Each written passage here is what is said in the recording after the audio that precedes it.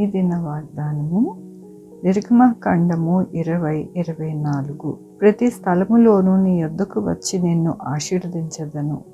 ఎంత గొప్ప వాగ్దానాన్ని దేవుడు మనకి అనుగ్రహిస్తూ ఉన్నారండి.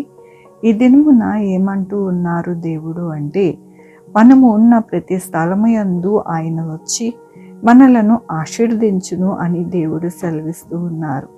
ఆనాడు అబ్రహాము దగ్గరికి తండ్రి, కుమార, పరిశుద్ధాత్మ వచ్చి అబ్రహామును దీవించినట్టుగా మనం వాక్యాన్ని చూస్తూ ఉన్నాము.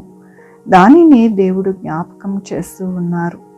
దేవుని యొక్క బిడ్డల దగ్గరికి దేవుడు వచ్చి ఎల్లప్పుడూ కూడా ఆశీర్వదించే దేవుడు అని ఈ దినమున దేవుడు వాగ్దానముతో బలపరుస్తూ ఉన్నారు.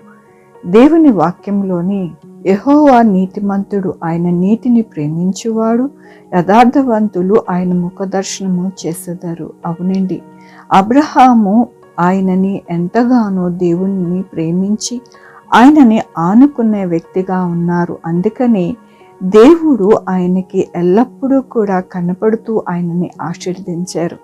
అలాగనే మన జీవితాలని కూడా దేవుడు చేస్తాను అని ఈ దినమున దేవుడు మనతో వాగ్దానముతోనూ వాక్యముతోనూ మాట్లాడుతూ ఉన్నారు. మనము దేవుణ్ణి ప్రేమిస్తూ ఉన్నాము కాబట్టి ఆయన ముఖ దర్శనము మనము చేస్తాము. మనం ఉన్న స్థలమునందు ఆయన వచ్చి మనలను ఆశీర్వదిస్తారు. మనమందరము కూడా కోరుకునేది ఆయన ఆశీర్వాదము కావాలని ఎల్లప్పుడూ కూడా ఎదురు చూస్తూ ఉన్నాము. దానిని దేవుడు ఈ దినమున బలపరుస్తూ ఉన్నారు.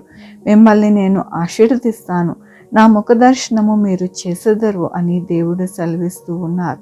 దేవుడు ఎల్లప్పుడూ కూడా మనల్ని దీవించి ఆశీర్వదించి మనము ఉన్నతమైన స్థానములో నిలవబెట్టే దేవుడుగా ఉన్నారని మరొకసారి మనల్ని బలపరుస్తున్నందుకు దేవునికి వందనాలు చెల్లిస్తూ ఉన్నాను. ఈ దినమున పుట్టినరోజు, పెళ్లి రోజు, అనేక శుభదినములు చేసుకుంటున్న వారందరినీ కూడా నిండారుగా శుభాకాంక్షలు తెలియజేస్తూ ఉన్నానండి. మీ జీవితంలో దేవుని ఆశీర్వాదము, ఆయన కృప, ఆయన ధననిధి మీకు అనుగ్రహించునుగాక. ప్రార్థించుకున్నామండి. యెహోవా దేవా, నా తండ్రి, నా ప్రభువా, మీ కృపా కనికరస్తాన్ని బట్టి నీకు వందనాలు, స్తుతులు, స్తోత్రం చెల్లించుకుంటున్నాను. అవును నాయన, అబ్రహాముని నాయన మీరు దర్శించి దీవించిన దేవుడివి నాయన, ఈనాడు కూడా మమ్మల్ని దర్శించి దీవిస్తానంటూ ఉన్నారు. మీకు వందనాలు చెల్లిస్తూ ఉన్నాను నా ప్రభువా. మీ కృపా కనికర ప్రతి బిడ్డకి అనుగ్రహిస్తూ ఉన్నందుకు మీకు వందనాలు చెల్లిస్తూ ఉన్నాను. ఈ దినమున పుట్టినరోజు, పెళ్లి రోజు, అనేక శుభదినములు చేసుకుంటున్న వారందరినీ దీవించండి, ఆశీర్వదించండి. మా కొరకు ప్రార్థించమన్న వారిని, వారి యొక్క బిడ్డల భవిష్యత్తుని, వారి ఆరోగ్యంలో, వారు చేయ పనులు, వారి ఉద్యోగము, ప్రతి విషయంలో నాయన మీరు తోడుగా ఉండి నడిపించమని కోరుకుంటున్నాను.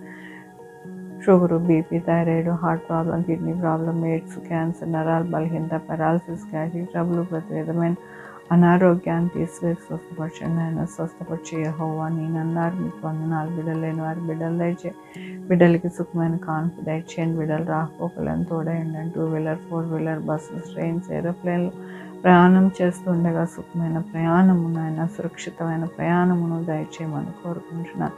హాస్పిటల్లో ఉన్న బిడ్డల్ని నా ప్రభావ మంచిగా కోలుకోవడానికి, ఆరోగ్యవంతులు కావడానికి సహాయం చేయండి.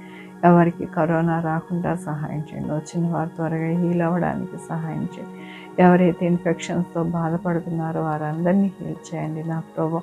యేసయ్యా నాయన, బ్లాక్ ఫంగస్, మంకీ ఫంగస్, ఏ ఫంగస్ కూడా నా ప్రభావ ఏ బిడ్డకి నా ప్రభావ హార్మ్ఫుల్గా ఉండకుండా సహాయం చేయండి నా ప్రభావ. మీ యొక్క కృపలో ప్రతి బిడ్డని బలపరచండి, స్థిరపరచండి నా ప్రభు. ఉద్యోగాలు లేని వారికి ఉద్యోగాలు దయచేయండి. ఉద్యోగాలను స్థిరముగా ఉండడానికి మీరు సహాయం చేయండి నా ప్రభు. పోకుండా మీ యొక్క కృపని అనుగ్రహించండి. మంచి వ్యాక్సిన్స్ రావడానికి సహాయం చేయండి. ఎక్కడ కూడా సైడ్ ఎఫెక్ట్స్ ఏమీ లేకుండా నాయన మీ కృపని అనుగ్రహించమని కోరుకుంటున్నా.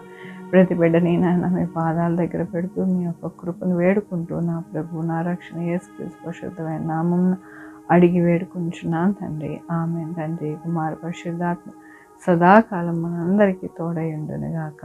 ఆమేన్. God bless you.